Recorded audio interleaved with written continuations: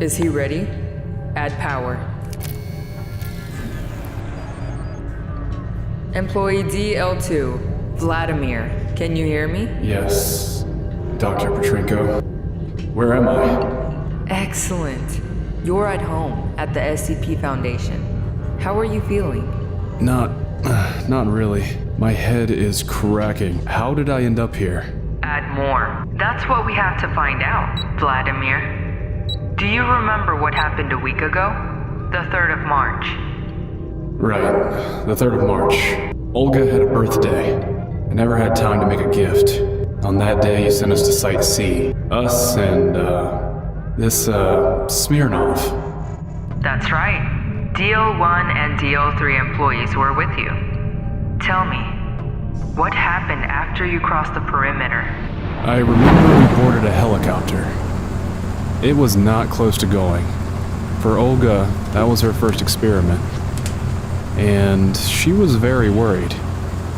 While we were flying, I decided to tell her about the L1 field log. Well, to distract, or prepare her, I guess. They sent Herbie there first. A robot with a camera. It was remotely controlled, and it let you watch what was happening in Site C. Herbie got to the settlement and drove into one of the buildings.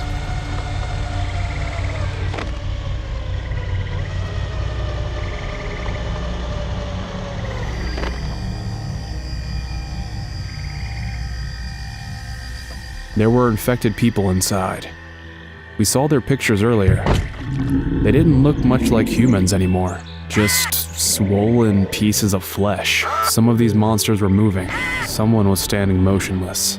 Herbie filmed 5 of them in the room, 1 big and 4 little ones. They didn't pay any attention to the robot. And then, the big monster started to place plates on the table. It was like getting ready for dinner. Then the outgrowths from his face began to reach for the plates, curl into rings, and separate. They fell into the plates, and the little monsters reached for the table. They grabbed the flesh of a large infected and stuffed it into their holes on their body. Gross, Volodya! That's not the point. You see, even though they are no longer people, they're behaving like people do. But why didn't they pay attention to the robot? No clue. But when Herbie left the house and went on, one of the small monsters grabbed him near the well. The video broadcast was immediately cut off.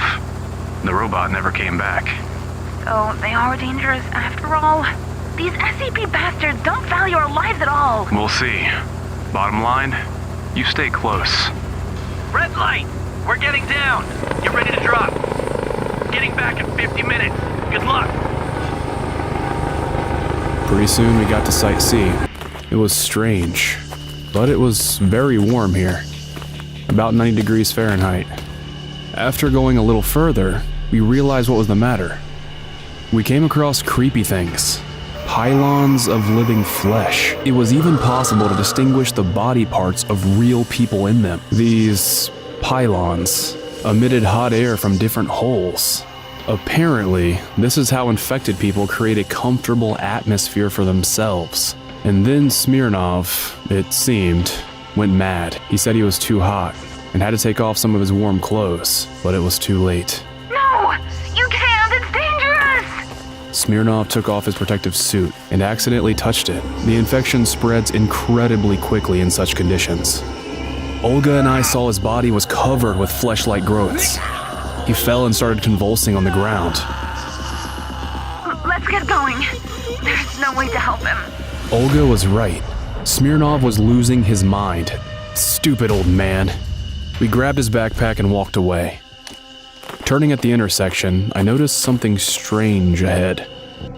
There was a large sphere hanging above the well, and consisted of infected flesh. We came closer, and noticed some parts of the bodies of people and various animals. The balloon was supported and pulsed slowly. With each spasm, spores flew out of its holes and slowly settled to the ground. What kind of shit is this, Volodya? I think this is the source of the infection. And what are we waiting for? With these words, Olga took off her backpack and took out a canister of gasoline. She started dousing the balloon, and I realized what she was up to. I pulled a flare gun out of Smirnov's backpack. Olga threw away the empty canister, and we moved away. Let's burn the beast down. I fired, and the ball instantly burst into flames. At the same moment, we heard angry screams from all sides. Infected creatures reached out to us from all the cracks. We need to get out of here. Fast! Olga rushed to escape. I took one last look at the flaming ball and was ready to leave. But then there was an explosion. The ball shattered into pieces. The shockwave threw me to the ground. Everything was fuzzy.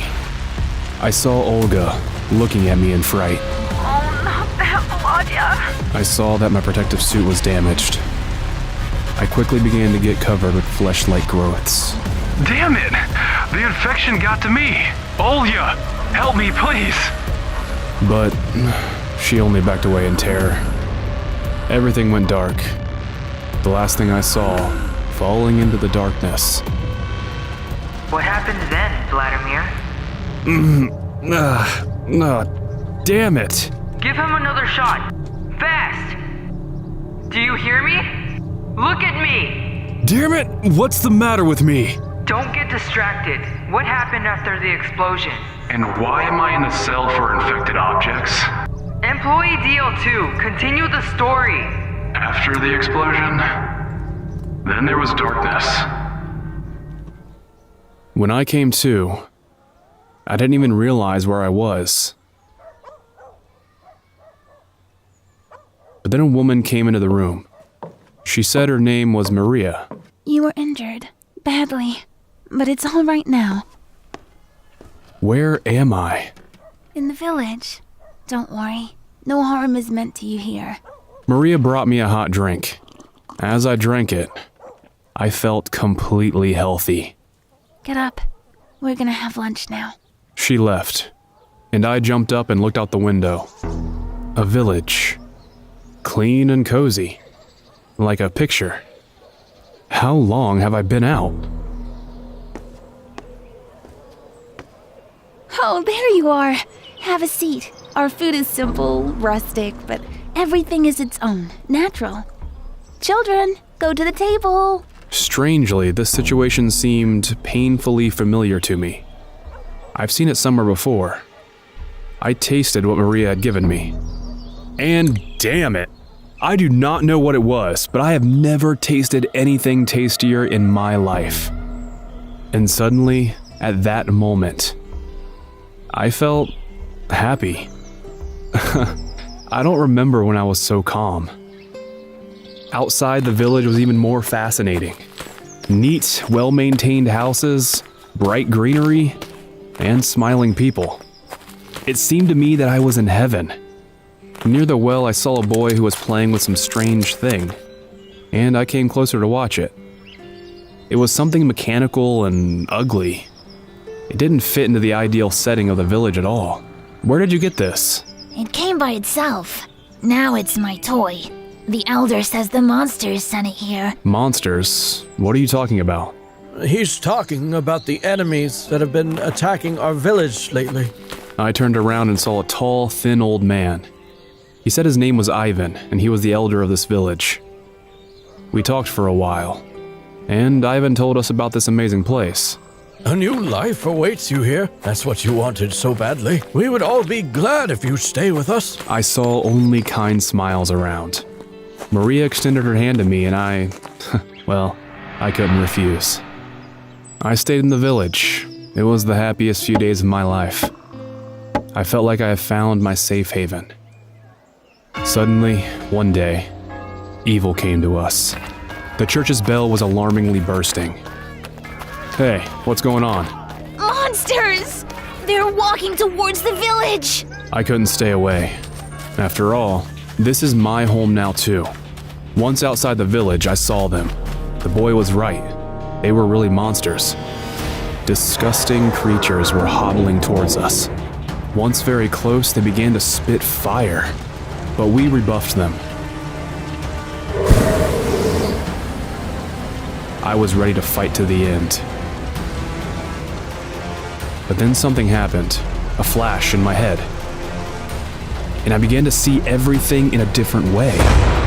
It's like taking off a VR headset, and it was a completely different world. Instead of monsters, I saw the SCP soldiers with flamethrowers. I turned around and was horrified to find that they were pushing back the crowd of infected. We were in a big gloomy cave, no bright world around. I got in the way and didn't have time to do anything. They grabbed me. Thank you, DL2 employee. I know the follow-up story. What's wrong with me? Don't you get it yet, Vladimir? You're not human. What? No way! This can't be happening. While you were away, we found a way to temporarily restore consciousness to the infected. All we needed was a test subject, and it happened to be you. But why do you need me? You have to help. We need to deliver a nuclear device to this village. Will you destroy them? But they were human once. You always have to sacrifice something, Vladimir. No, I won't do it. You're still an employee of the SCP Foundation. You will be eliminated for insubordination. Look at me. Do you think my life's worth living?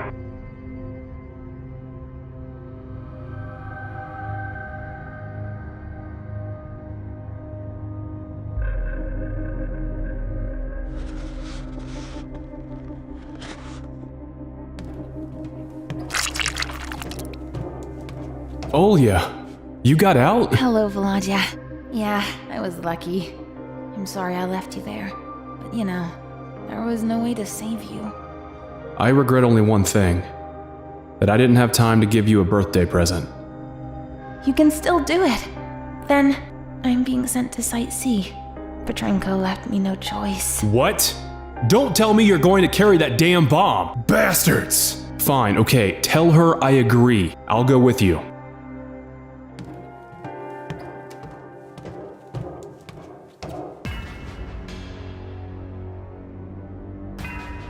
Is that enough to blow the hell out of there? That's right. This baby won't leave a stone unturned.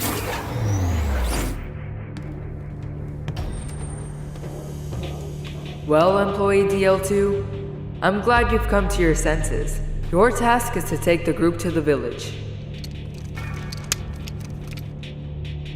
I've set up a remote detonator. If something happens to us, you can activate the bomb from here. Thank you, Oleg. We will be in touch. What? You can blow this shit up at any time? What the hell, Olga? You want to kill us? No, I'm not carrying it. This is insane. Employee DL1, follow the order! Don't touch me! If you don't calm down, I'll lock you in a cell with Keter. Listen, Olya, you have to do it. Everything will be fine. Trust me. Damn you! While we were walking through the caves, Olga couldn't calm down for a long time. Damn it! Where are their disposables? They finished me in one of these experiments. There will be no next experiment. I'll take care of it. Do you think they'll let us go?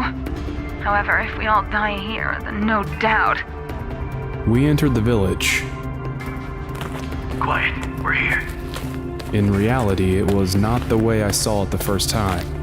Creepy, skewed houses and dirt. But why do infected people see reality differently from what it really is? Or maybe it's the other way around. This is an illusion, and the place from where I was pulled out of is the real world. I pushed these thoughts away. We turned onto a roundabout road that would take us to the middle of the village, and where we could be invisible. Suddenly, a small figure appeared right in front of the soldiers. The infected being held the remains of the robot and looked at us. It was that boy. And then he made a shrill sound. From all sides, waddling figures immediately reached out to all of us. Volodya, I'm scared. Stay close. Ekaterina, they found us. But we haven't finished the mission. Captain, get out of there. I'm activating the device remotely. Copy that. Retreat. The SCP soldiers chased away the infected beings with flamethrowers. Suddenly, a tall, thin figure blocked their way. The monster was clutching a scythe in one of the limbs. fire flashes did not frighten him, and he, waving his scythe, went to the soldiers. It seems, looked straight into my eyes. I heard a voice inside myself. You are here again! It was Ivan. That's what he really looked like. Stop! Go away! You betrayed us! No, Ivan, I saved everyone here. We're surrounded! We're trapped! I'm sorry, Oleg, but I can't let this whole mission fail. Goodbye, Captain Kramtsov. No! Ekaterina! Don't do this! Oh yeah, I didn't have time to give you a gift. What? What are you talking about? Happy birthday, Olya. Where's the bomb? What the? No!